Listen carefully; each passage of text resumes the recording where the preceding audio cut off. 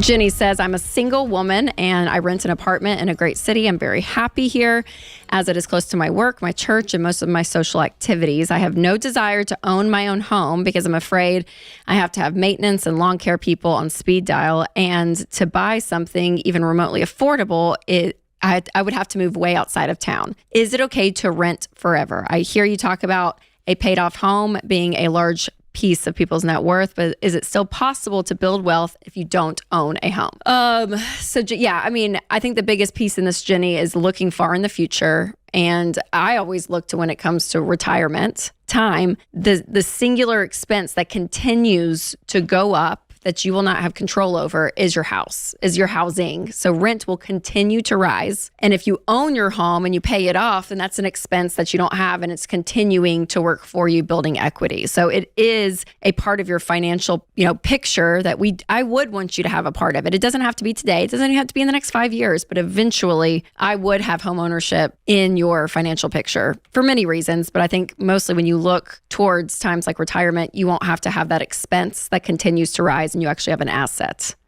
for you. I can completely endorse that where you are today in your life, Jenny, that this particular situation makes sense. It sounds like you got it made right now. There's nothing wrong with that at all. It just doesn't scale long term. So here's the problem. She doesn't say how old she is. Let's just say she's 30.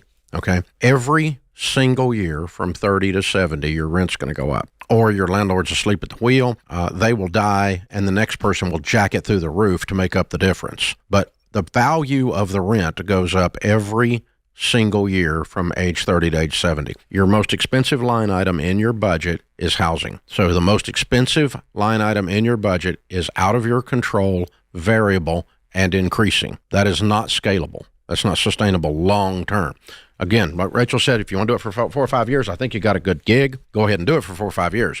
But let's not translate that to, is it okay to rent forever? Well, it's okay, but it's going to kill you, because what you're paying in rent now is nothing compared to what it'll be 40 years from now. I think we can all agree with that. And so when you buy, if you buy on a fixed rate 15-year, you now have a fixed payment for a property. It doesn't have to have a lawn. It can be a condo. You have a fixed rate. And then when you get paid off, you have a fixed rate, which is zero, other than your taxes and your property insurance, right? Those are two things that will go up as well, but they're a much smaller percentage, and they don't end up being the largest thing in your budget anymore, usually. So, and I will say this too, Jenny, that it doesn't have to be a single family home. If you are single, you don't need a lot of room. It could be a condo, right? But owning property that you eventually own full out is what the key is. Yeah. That's the goal. I don't want you to confuse the fact that you've got a really good situation right now, and I endorse you staying there, with a forever plan. It's not a good forever plan. It's a really good short-term plan, though. I would sit there and I wouldn't let your friends shame you into buying something, and that's what's happening.